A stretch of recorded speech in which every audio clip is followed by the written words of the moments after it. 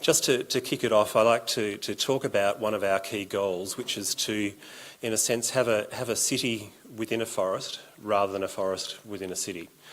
And that to me speaks a lot of the importance and the relevance of green infrastructure in the built form, and how it is just as important as transport, telecommunications, all of the other aspects that we take for granted. The way we coexist with nature is something that's incredibly important for us, for the health and well-being of the community, for the livability of the city, etc. And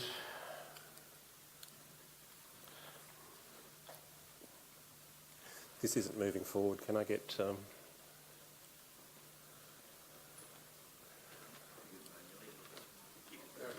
There we go. We can learn a lot from the past, and I think there was a comment earlier that Toby made about the knowledge that we can get from our Indigenous peoples that have lived in this space for a long period of time, and certainly we're looking a lot at how we can undertake what we call caring for country principles and be guided in our decision making by the way our traditional owners related to the land and often thought of them as a native, sort of as a relative.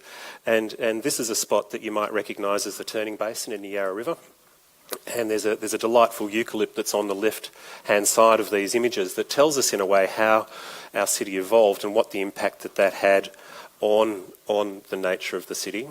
And you can see in a really short period of time that eucalyptus tells us very clearly what it thinks of the way that we've evolved the city. And it sort of continued in a short period of time that we decided that what we needed to do was turn our back on nature and seal the land off. And we've often sort of heard about some of the things that are hidden underground, and we hid them under asphalt. So we've sort of turned our back on nature.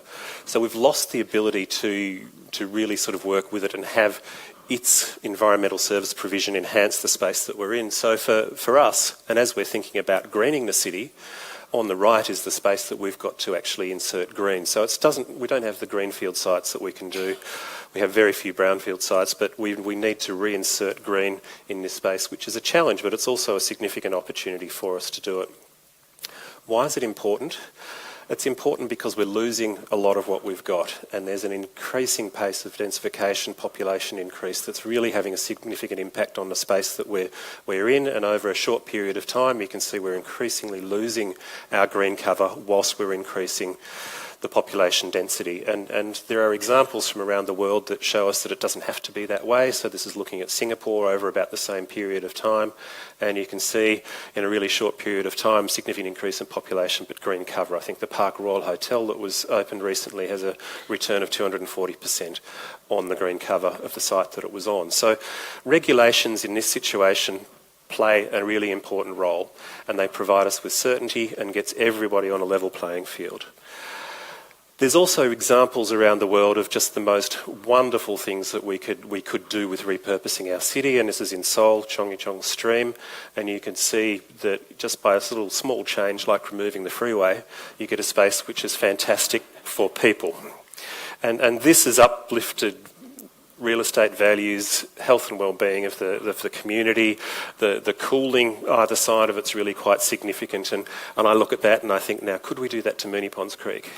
Is there potential for us? But those are real game changers, and that is something, and often the community sort of celebrate that, and they celebrate the fact that their stream was returned to them. And that's a really important way to think about it. You're probably familiar with a lot of the challenges that we've got in Melbourne.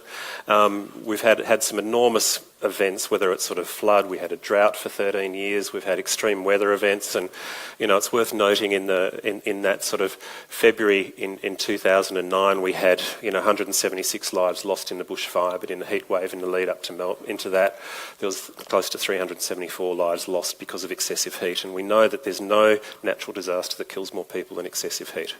One of the most sort of critical ways that we're going to respond to the heat, and those excessive heat days are going to increase, this is out of the IPCC report, is by adopting a way that we can transform our city, and certainly this is taken out of our climate change adaptation strategy, is what we want to do is harness the power of our city and unlock the potential of it to confer all the benefits that we want to. And what are the partnerships? How do we go to a multiple benefit rather than single use, etc., etc. And it's important that we do it in a way which doesn't change Melbourne. You know, Melbourne is a fantastic city, and some aspects of it are really good. We don't want to change that or lose the essence of what we've got. We just really want to make it better, be responsive, and also underpin livability and health and well-being. And we know through all of the academia and all of the research that green is good for us on so many different levels, whether it's through environmental, through ecological, through sociological, and that's super, super important for us. So how do we actually translate that knowledge onto on-ground outcomes is the space that we're in.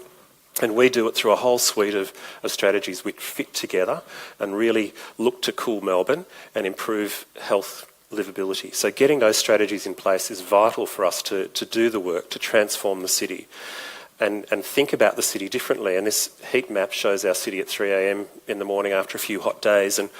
And there you can sort of see if we want to cool the city, where is it that we need to cool it? But also strongly how we design the city is something that we can transform. And if you look over here, those of you that watch the Australian Open each January, a lot of the discussion at the tennis is how hot's centre court.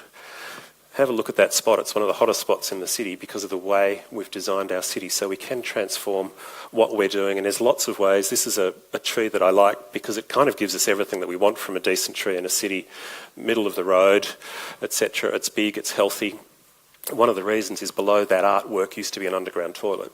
So this was sort of, in a sense, one of our first accidental water-sensitive urban design plantings in the city, but it shows that we can use it, and you can see there that the temperature reduction is really quite extraordinary under the canopy of the tree as compared to here, and this is a spot that's sort of worth looking. That's just bare dirt. So in a sense, green space needs to be irrigated. We've got to have water at the heart of what we're doing in transforming things. And a couple of things that we do, we're looking at developing amphibious trams. Because these ones, if the water gets above 10 centimetres, they don't actually run. But what we're doing is looking at integrated water management, and this is the Elizabeth Street catchment, and so what we're looking to do is to transform by a whole range of interventions, but the guiding thinking behind it is increasing canopy cover, increasing permeability, etc. And there's some of the targets that we want to achieve. So what that's going to do is to decrease the flood downstream by having those top of catchment intervention. It's a holistic approach. It's not simply grey infrastructure. It's moving across to green. And some of the ways that we do that, whether it's water-sensitive urban design trees, permeable paving, permeable asphalt in car parking areas, stormwater harvesting that we do.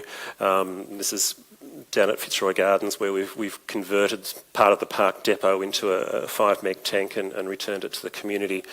And there's a lot of work that we've done, which we've got up on our website, Urban Water, which sort of gives a lot of information about what, why, when and how. And one of the things I want to finish with is just really talking about how do we actually tap into and unlock the potential of the city. What's the capacity of the city to contribute, and how do we do it in a built form? And one of them was doing a rooftop study which was looking at solar, green, etc. And so we've mapped all of the existing buildings to understand what their capacity to support is. And those were sort of some of the issues, some of the aspects of what we looked at. But what came out of it that was really stunning was this data.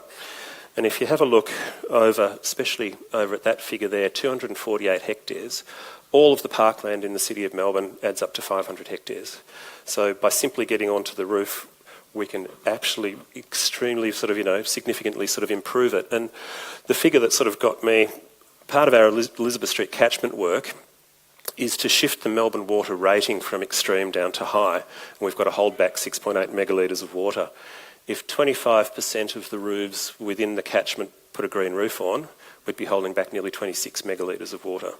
So it's really about the capacity of our city to contribute. We just need to think of the city in a different way and to repurpose it. So we do a lot of work, and just to finish off, what we're trying to do is to really change the way people think. And so here, this is our latest sort of billboard campaign, is to invite people to join us to make a difference, because we recognise that to transform the city, it can't be just down to us.